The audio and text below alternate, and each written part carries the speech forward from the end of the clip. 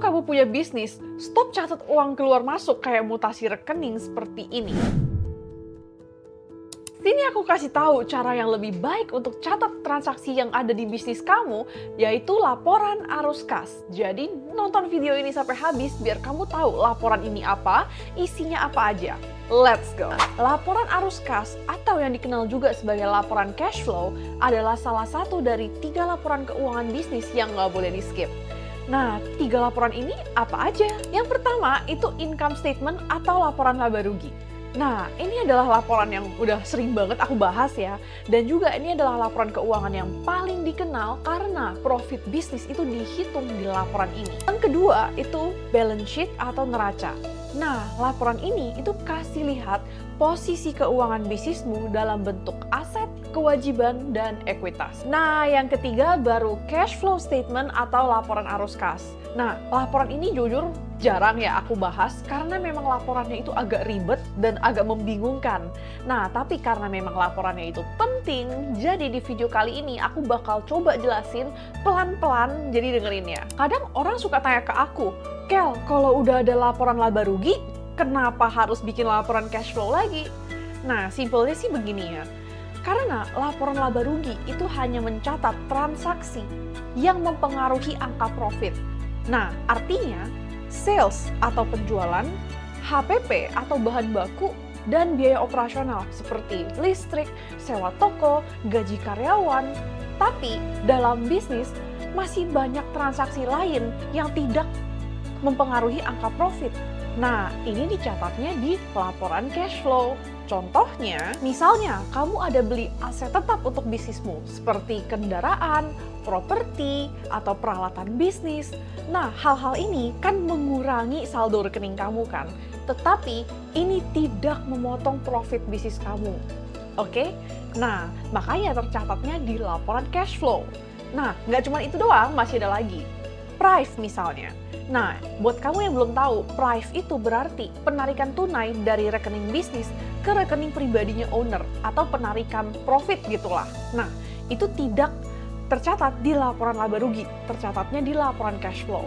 Nah, selain itu ada lagi, misalnya bisnis kamu melunasi hutang atau bayar utang lah kayak gitu. Nah, ini juga tidak tercatat di laporan laba rugi karena nggak ada hubungannya dengan penjualan kamu gitu. Nah, itu tercatatnya di laporan cash flow. Jadi, simpelnya laporan laba rugi itu berarti cari tahu bisnis kamu tuh selama ini sebenarnya jualan produk atau jasa tuh untung atau rugi sih gitu. Ada cuan nggak sih gitu.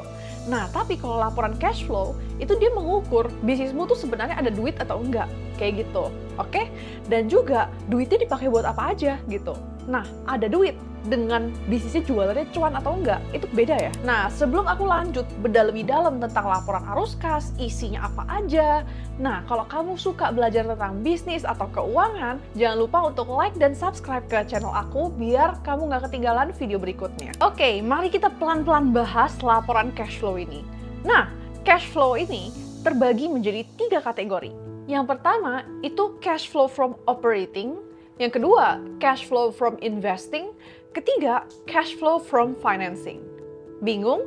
Yuk kita bahas pelan-pelan mulai dari yang paling pertama yaitu cash flow from operating. Kalau kamu pernah bikin laporan laba rugi, sebenarnya bagian ini mirip dengan laporan laba rugi. Karena di bagian ini, cash flow yang tercatat adalah cash flow yang berhubungan dengan kegiatan operasional bisnis.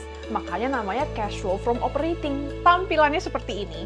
Jadi paling atas, kamu catat dulu cash receipt from customer, atau ini adalah uang masuk dari customer atau dari jualan yang dibayar customer ke kamu. Oke? Uang yang kamu terima dari misalnya jual aset kayak gitu, itu nanti dulu. Oke? Hanya customer doang.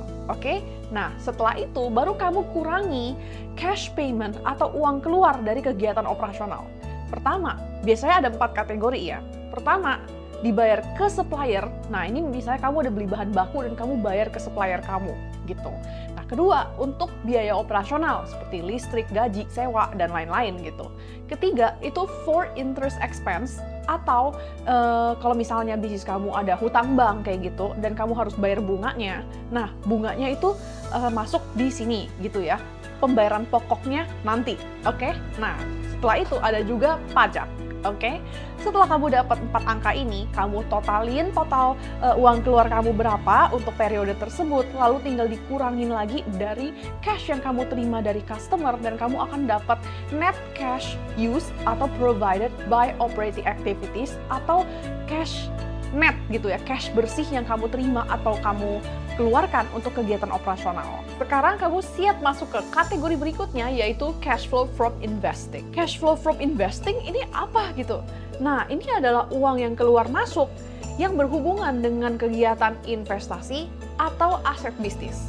Jadi, yang masuk dalam kategori ini contohnya, kamu ada jual atau beli aset tetap untuk bisnismu, misalnya properti, mesin, peralatan.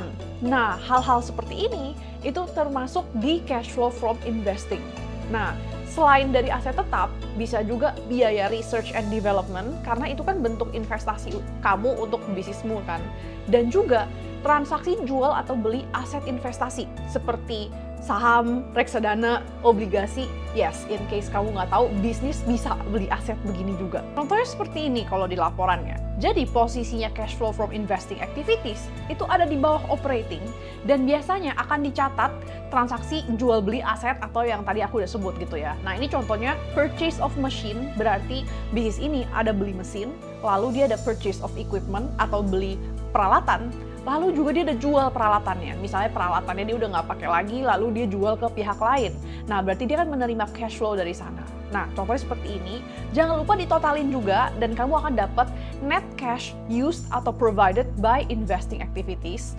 Dalam kata lain, ini adalah kas bersih yang kamu terima atau mungkin kamu keluarkan kalau misalnya minus gitu untuk aktivitas investasi. Next, bagian selanjutnya adalah cash flow from financing.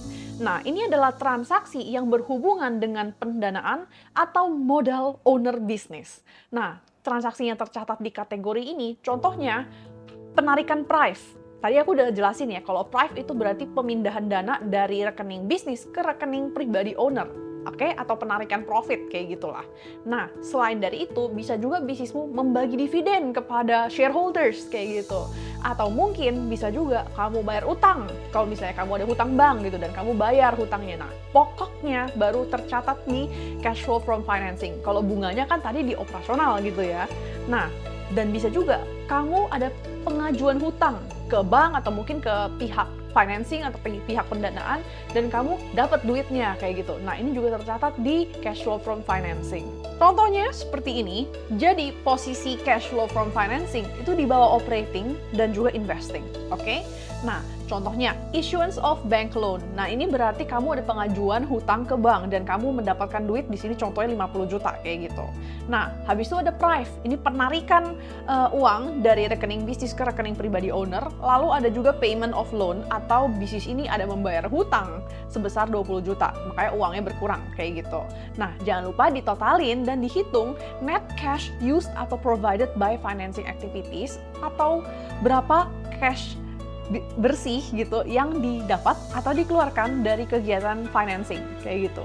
Nah, setelah kamu dapat, tinggal kamu totalin aja yang dari operasional berapa, yang dari investing berapa, yang dari financing berapa, lalu kamu tinggal hitung sekarang saldo cash-nya untuk periode ini berapa. Masih bingung? Wajar banget karena laporan cash flow ini susah dan ribet gitu ya, makanya aku juga jarang bahas. Tapi kabar baiknya, aku bakal bener-bener kupas tuntas tutorial lengkapnya di webinar terbaru aku, yaitu webinar Profit and Cash Flow, kupas tuntas laporan laba rugi dan juga laporan cash flow untuk business owner pemula. Webinar ini akan diadakan 24 Mei 2024 jam 7 sampai jam 9 WIB gitu ya. Linknya ada di description kalau kamu mau kepoin. Nah, sambil aku jelasin juga webinar ini bakal bahas apa aja. Pertama, ada jelasin bedanya cash flow dan profit. Lalu hubungan antara laporan laba rugi dengan laporan cash flow, karena ini berdua saling berhubungan gitu ya, saling berkaitan gitu, dan bikinnya pun juga lumayan related kayak gitu. Lalu setelah itu aku bakal kasih tutorial lengkap untuk bikin kedua laporan ini, baik laporan laba rugi maupun laporan cash flow. Aku bakal bahas juga strategi manajemen cash flow, termasuk strategi saat bisnis kamu itu lagi darurat cash. dan juga simulasi pembuatan laporan keuangan menggunakan Excel. Webinar ini akan diadakan secara online dan juga live, jadi kamu bisa bebas untuk langsung tanya jawab sama aku tentang bisnis, keuangan, atau apa aja gitu ya. Nah, linknya ada di description, dan juga buat kamu yang udah daftar, sampai jumpa tanggal 24 Mei. Tapi buat kamu yang masih ragu-ragu, nggak apa-apa. Tapi kalau misalnya kehabisan slot, jangan nyesel ya. Oke, mungkin kamu tipe orang yang lebih suka belajar dari buku. That's okay, karena aku udah pernah share 8 buku yang udah aku pernah baca di videoku yang ini. Jadi kamu nonton ya, biar kamu tahu mana yang beneran bagus dan mana yang terkenal tapi sebenarnya isinya itu zonk. Thank you for watching, dan sampai jumpa lagi di videoku yang ini.